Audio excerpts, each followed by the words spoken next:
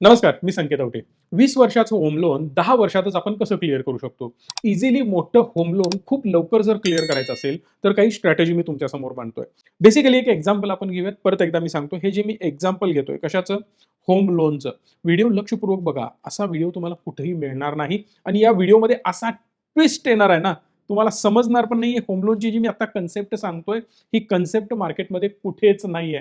सुरुवातीचे काही पॉइंट्स वाटतील, की "अरे यार, हे तर मी ऐकलंय." पण काही वेळानंतर तुम्हाला कळेल, की हे कोणीही सांगत नाही.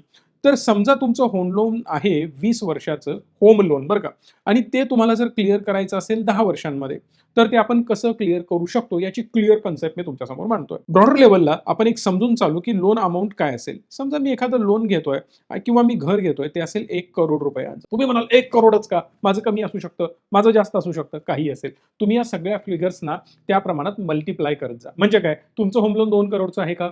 तर सगळ्या फिगरना गुणिले 2 करून टाका. जर तुमचं होम लोन याच्यापेक्षा कमी असेल, 50 लाखाचं असेल, तर याला डिव्हायडेड बाय 2 करा. 50 लाखाचे सगळे आकडे येऊन जातील. जर समजा मी लोन घेतलं 1 करोड रुपयांचं, तर मला यावर इंटरेस्ट जो आहे ना, तो इंटरेस्ट 1 करोडपेक्षाही जास्त पे करावा लागेल. मी ते राउंड फिगर 1 करोड लिहितोय. बी स्पेसिफिक जर तुम्हाला जाणून घ्यायचं असेल, तर 1 करोड 74,000 रुपये तुम्हाला अल्मोस्ट यावर पे करावे लागतील. जर हे होम लोन तुम्ही घेतलं असेल with the interest rate of 8%, मग याचा ई-एम-आय किती येऊ शकतो? तर ई-एम-आय त्याचा समवेअर अराउंड येईल 83,644 पर मंथ. हो. प्रत्येक महिन्याला अल्मोस्ट तुम्हाला 84,000 रुपये राउंड फिगर पे करावे लागतील. आता हे जर मी 20 वर्ष पे करत असेल म्हणजे त्याचा टेन्युअर जर मी बघितला तर तो 20 इयर्सचा येतो. 20 वर्षामध्ये माझं टोटल रिपेमेंट जे होणार आहे, टोटल म्हणतोय मी, ते अल्मोस्ट 2 करोडला जाणार आहे. आता इथं शिकण्याची गोष्ट काय आहे, तर मी लोन कितीचं घेतलं? समवेअर अराउंड 1 करोड रुपयांचं घेतलं. पण या लोनच्या अगेन्स्ट माझं जे टोटल रिपेमेंट होतंय ते 2 करोड रुपयांचं होतंय. बरं या लोनला जर मला थोडंसं स्पीडअप करायचं असेल, लवकर संपवायचं असेल, तर मी काय करू शकतो? माझ्याकडे सिंपल फॉर्म्युला आहे. त्यासाठी मला काम करावं लागेल ॲडव्हान्स रिपेमेंट. आता ॲडव्हान्स रिपेमेंट हे प्रकार काय असतात? सो ब्रॉडर लेव्हलला समजून जा, की आपल्याकडे प्रत्येक महिन्याला काहीतरी एक्स्ट्रा अमाउंट शिल्लक राहत असते. उदाहरणार्थ, ज्या व्यक्तीचा ई-एम-आय पे करण्याची कॅपॅसिटी समवेअर अराउंड 83,644 ची आहे, याचा अर्थ त्याचा इन्कम मिनिमम 1, दीड, 2, 3 लाख रुपये असू शकतो. सो समजून चालूयात आपण डबल आहे. म्हणजे काय? आपण रिस्क किती अमाउंटची घेतो? एखाद्या व्यक्तीला 20,000 रुपये सॅलरी आहे.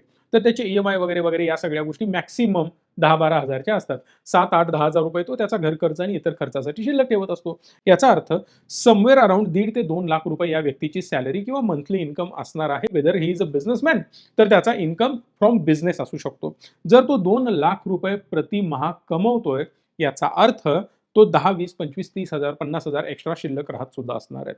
याचा अर्थ आपण पकडून चालू 20-30,000 रुपये किंवा 40,000 रुपये त्याचे एक्स्ट्रा शिल्लक राहत आहेत.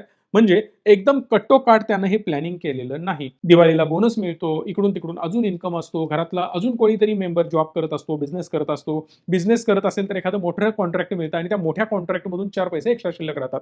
अशा केसमध्ये ॲडव्हान्स रिपेमेंट तो करू शकतो. उदाहरणार्थ मी पकडून चालतो की 4 लाख रुपये प्रत्येक महिन्याला नाही, प्रत्येक वर्षाला मी म्हणतोय. जर तो एका वर्षाला 4 लाख रुपये पे करत असेल, तर हे लोन येणाऱ्या 10 वर्षांमध्ये कंप्लीट होऊ शकतं. 10 पेक्षा एक 2-4 महिने जास्त लागतील. बी स्पेसिफिक 123 महिन्यांमध्ये हे लोन तुमचं संपू शकतं. आता ब्रॉडर लेव्हलला जे 20 वर्षासाठी मी लोन घेतलं होतं ना, ते 20 वर्षासाठी लोन म्हणजे 240 मंथ मला लागणार होते. पण या 240 मंथच्या अगेन्स्ट मी जे रिपेमेंट करून लोन क्लिअर करतोय, या 240 मंथच्या ऐवजी माझे 123 महिन्यातच म्हणजे 10 वर्षात माझं काम क्लिअर होऊ शकतं. जे मी इथं तुम्हाला बोललो होतो, 20 वर्षाच्या अगेन्स्ट 10 वर्षात हे सगळं कसं संपवायचं? हे इथे क्लिअर होत आहे. आता तुमच्या मनामध्ये प्रश्न निर्माण होईल, की बेस्ट आयडिया आहे, असं काहीतरी करूया. ही आयडिया बिलकुल चुकीची आहे. आता आल्या ना डोक्यामध्ये अक्षरशः झणझण्या, नेमकं काय सुरू आहे? सांगतो, एक्सप्लेन करतोय. बघा, लोन तुम्हाला जेन्युइनली लवकर संपवायचं असेल, तर अशा प्रकारे पैसे तुम्ही एक्स्ट्रा पे करा. हे पैसे एक्स्ट्रा पे केल्यामुळे काय होणार आहे? तुमचं लोन जे 20 वर्षांचं होतं, ते हार्डली 10 वर्षांमध्ये कंप्लीट होणार आहे. That is for sure. यामध्ये काही इश्यू नाहीये. बऱ्याच लोकांना एक ट्रॉमा असतो किंवा त्यांना वाटत असतं, "अरे यार, माझं तर हे जे लोन आहे ना, हे मला लवकरात लवकर संपवायचं आहे. डोक्यावर बर्डन नको, त्रास नको, टेन्शन नको." बिलकुल सही आहे. मग तुम्ही हे क्लिअर करू शकता. काही लोकं म्हणतील, "सर 4,00,000 रुपये कुठनं आणू प्रत्येक वर्षाला?" तुमच्याकडे 2,00,000 असतील, 2,00,000 भरा. 1,00,000 असेल, 1,00,000 भरा. तुमची लोन अमाउंट कमी असेल, तर ही अमाउंट सुद्धा ऑटोमॅटिकली जेवढी कमी करता येईल तेवढी कमी करू शकता. बरं, 10 वर्षातच फेडायला पाहिजे, नाहीतर तुम्ही गुन्हा करताय असंही काही नाहीये. हेच लोन तुम्ही 12, 13, 14 वर्षातही फेडू शकता. पण याच्या पुढची एक कन्सेप्ट मी तुम्हाला सांगतोय, जी खूप इम्पोर्टंट आहे आणि ती इथून पुढे सुरू होते. ही कन्सेप्ट तुम्हाला काय सांगते? Safety net. आता हे लोन कुठल्याही प्रकारे रिपेमेंट करायचं नाही. हे सेफ्टी काय आहे? कसं वर्क होतं? हे मी तुम्हाला सांगतोय. या सेफ्टीसाठी मला काय करावं लागेल? तर माझ्याकडे कॅश इन हँड असणं गरजेचं आहे. कॅश इन हँड म्हणजे काय? एक सिंपल लॉजिक आहे. जर माझ्याकडे काही इमर्जन्सी आली, तर त्यासाठी माझ्याकडे पैसा असणं खूप गरजेचं आहे. आणि या काळात जर माझ्याकडे पैसा नसेल, तर मी खूप अडचणीत येऊ शकतो. प्रॉब्लेम कुठे-कुठे येतात, हे मी तुम्हाला समजावून सांगण्याचा प्रयत्न करतोय. ब्रॉडर लेव्हलला इकडे जेव्हा मी हे हप्ते भरत असतो ना, त्यावेळेला बऱ्याच लोकांनी जसं मी तुम्हाला सांगितलं, मॅक्सिमम पैसे आपल्या इन्कममधले, कमाईमधले पे करत असतात. कशासाठी? ई-एम-आयसाठी. मग त्यांच्या घरामध्ये एखादी इमर्जन्सी आली, एखादी घरामध्ये प्रॉब्लेम आला, तर त्या केसमध्ये त्यांच्याकडे पैसे अवेलेबल नसतात. आता हेच घर फुकट सुद्धा मिळवू शकता. हे जे घर आहे ना, आपण म्हणत होतो होम लोन, लवकरात लवकर पे करा, हे सोडून द्या. मी तुम्हाला हे सांगतोय, की हेच घर तुम्ही कशाप्रकारे फ्री करू शकता. पैसेही द्यायची गरज नाही. तुम्ही म्हणाल, "हे कसं काय सांगताय?" सिंपल लॉजिक आहे. समजून घेण्याचा प्रयत्न करा. तुम्ही ई-एम-आय भरताय ₹83,000 चा राउंड फिगर मी लिहितोय. बी स्पेसिफिक 83,644 हा भरताय तुम्ही 20 इयर्ससाठी आणि हा तुम्हाला भरत राहायचा आहे. हे जर तुम्ही भरलात, तर तुम्हाला पे करावे लागतील 2 करोड रुपये. मी आता परत का रिपीट करतोय? तर सांगतो. इकडे जे माझे 4,00,000 रुपये बॅलन्स राहणार आहे ना, हा पर इयर आहे बरं का. आणि हा किती वर्षांसाठी आपण भरला इथे? हा फक्त आणि फक्त 10 वर्षांसाठीच भरला. हे पण लक्षात राहू दे. म्हणजे मी 40,00,000 रुपये भरतोय. पण या दरम्यानी एक गोष्ट लक्षात घ्या, हे जे 40,00,000 रुपये तुम्ही भरताय ना, यामुळे काय होणार आहे? तर यामुळे होणार हे आहे, तुम्ही इथे 2 करोड रुपये पे केलेले होते टोटल हे जे मी पे केलेत ना, या सगळ्यासाठी 2 करोड रुपये इथं मी पे केलेत. पण इथं 2 करोड न पे करता तुम्हाला इथे अल्मोस्ट 1.5 करोड रुपयेच पे करायला लावणार होतो आपण. कारण 10 वर्षांमध्ये तुमचे इथे 50,00,000 रुपये मी राउंड फिगर लिहितोय. बी स्पेसिफिक 52-53 लाख रुपये इथं तुम्ही वाचवू शकता या केसमध्ये. पण मी याच्या पुढचं एक स्टेप घेऊन तुम्हाला जातोय आणि इथलं लॉजिक मी क्लिअर करतोय. 4,00,000 रुपये मी भरतोय फॉर द 10 इयर्स आणि हे जर मी इन्व्हेस्ट करतोय, कुठे करतोय? समजा काही अमाउंट एफ-डी करा, काही अमाउंट एफ-डी व्यतिरिक्त तुम्ही समजा बॉन्डमध्ये सुद्धा इन्व्हेस्ट करू शकता किंवा काही स्टॉकमध्ये पण इन्व्हेस्ट करू शकता किंवा डोक्याला त्रास नको असेल म्युच्युअल फंडमध्ये टाका. वे जर मी म्युच्युअल फंडमध्ये इन्व्हेस्ट करेन किंवा स्टॉकमध्ये इन्व्हेस्ट करेन, तर मला खूप चांगले रिटर्न मिळतात. आपण उदाहरणार्थ मल्टिपल ऑप्शन्स पकडून चालू. समजा मी हे 4,00,000 रुपये इन्व्हेस्ट करतोय आणि जर मी हे इन्व्हेस्ट करतोय फॉर द 10 इयर आणि 20 इयर्स मी तुम्हाला सजेस्ट करेन, की लोन खूप कमी रेटने मिळतंय साहेब. आधी जर होम लोनचा व्याजदर तुम्ही बघितला तर तो 10, 12, 13% पर्यंत होता. नंतर तो 11, 12, 10, 9, 8 करत आता 7 ने सुद्धा आलाय. म्हणजे काय आपण राउंड फिगर 8 पकडलाय. 8% होम लोन आधी नव्हतं. याचा अर्थ ई-एम-आय ऑब्व्हियसली डाउन होत जातो. ज्याने आधी 10-11% घेतलं होतं, त्याचा ई-एम-आय सुद्धा ड्रॉप झालेला असणार आहे. याचा अर्थ इंटरेस्ट रेट हे कट होतच जातात आणि तुमचा ई-एम-आय हा खाली, खाली, खाली येत जातो. परिणामी तुमची सॅलरी मात्र वाढत असते. बघा ना, इथं जरी लोनचा ई-एम-आय जो असेल, तो ई-एम-आय काय होणार आहे? खाली येणार आहे.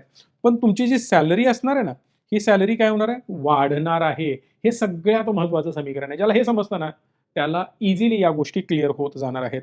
जर मी 4,00,000 रुपयांचं लोन घेतलंय आणि याचा जर माझा इन्कम मी कॅल्क्युलेट केला समवेअर अराउंड समजा मी 10% जरी गेन यावर करू शकलो, म्हणजे 10% returns, not a big deal. काही मी एफ-डीजमध्ये पार्क केलेत, काही मी बॉन्ड्समध्ये पार्क केलेत, काही म्युच्युअल फंडमध्ये पार्क केलेत. कॉम्बिनेशन एकदम सेफ, निवांत जायचं आहे. तर या केसमध्ये मला 10 वर्षामध्ये समवेअर अराउंड 57.7 मी राउंड फिगर 58,00,000 रुपये लिहितोय आणि 20 वर्षांमध्ये 1,20,00,000 रुपये बनतील. पण मी थोडंसं अजून बेटर करू शकलो असतो. सॉरी 1,60,00,000 रुपये इथे बनणार आहेत. पण त्याच्याऐवजी यालाही मी राउंड फिगर करून टाकतोय. 60,00,000 रुपये बेसिकली बनतात इकडे. जर मी यावर 12% गेन करू शकलो ना, तर मी इथे 70,00,000 रुपये 10 वर्षात कमवू शकतो आणि इकडे 2,13,00,000 रुपये आणि जर मी 15% गेन करू शकलो, तर मी जवळपास 82,00,000 रुपये इथे कमवू शकतो आणि 3.30 करोड रुपये म्हणजे 3.5 करोड रुपयांच्या आसपास माझी इकडे व्हॅल्यू बनते. आता आपण जे डिस्कस केलं होतं ते समजून घेण्याचा प्रयत्न करा. मी पेमेंट किती केलं होम लोनसाठी? तर समवेअर अराउंड 2 करोड रुपये पे केले. पण या 2 करोडच्या अगेन्स्ट माझ्याकडे किती अमाउंट बनली? समवेअर अराउंड 3 करोड 30 लाख रुपये. पण मला माहिती आहे, एक गोष्ट तुमच्याही लक्षात आलेली नाही. कुठली गोष्ट लक्षात आलेली नाही? तर तुम्ही बेसिकली 2 करोड तर हे पे केलेतच. पण या 2 करोड शिवाय हे जे 4 लाख रुपये तुम्ही 10 वर्ष भरताय, त्याची व्हॅल्यू होते 40 लाख रुपये. म्हणजे 2 करोड 40 लाख रुपये तुम्ही भरलेले आहात. आता इंटरेस्टिंग फॅक्ट समजून घेण्याचा प्रयत्न करा. पण त्याच्या अगेन्स्ट तुम्हाला मिळाले किती? 3 करोड 30 लाख रुपये. इन एन एव्हरेज 90 लाख रुपये तुम्ही एक्स्ट्रा कमवलेत.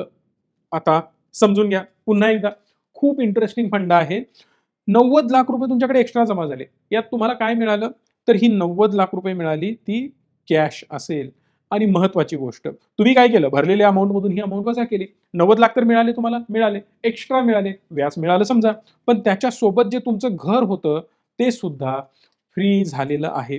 यापैकी कुठल्याही गोष्टीसाठी तुम्हाला पे करावं लागलेलं नाही. दोनही गोष्टी तुम्हाला फुकट मिळालेल्या आहेत.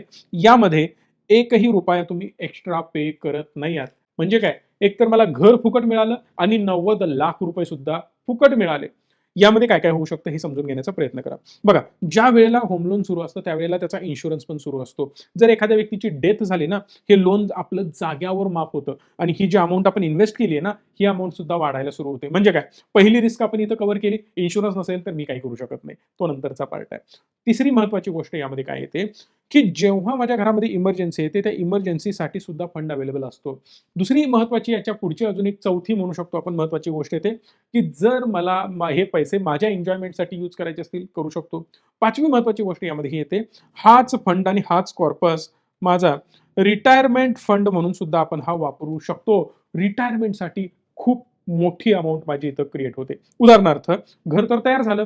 हे 3,30,00,000 सुद्धा माझे बनलेले आहेत. या 3,30,00,000 मधून जर मी महिन्याला 3 लाख रुपये पर मंथ जरी विड्रॉल लावले किंवा 2-3 लाख रुपये जरी महिन्याला विड्रॉल करायला सुरू केले, तरी सुद्धा हा पैसा संपत नाही. 3 करोड 30 लाख हे वाढतही जातील आणि महिन्याला 2 ते 3 लाख रुपये माझ्या अकाउंटला येतही जातील. ही जादू आहे प्रॉपर फायनान्शियल प्लॅनिंगची. त्यामुळे कुठलीही मदत लागत असेल, बिनधास्त आम्हाला कॉल करू शकता. कोल्हापूरला ऑफिस आहे, येऊन व्हिजिटही करू शकता. आणि शिकायचं असेल तर ऑब्व्हियसली लवकरात लवकर संपर्क साधा. डिस्क्रिप्शनमध्ये सगळ्या डिटेल अवेलेबल आहेत. या व्हिडिओला लाईक, शेअर आणि चॅनलला सबस्क्राईब हक्कानी करा. धन्यवाद. Stay tune and stay positive.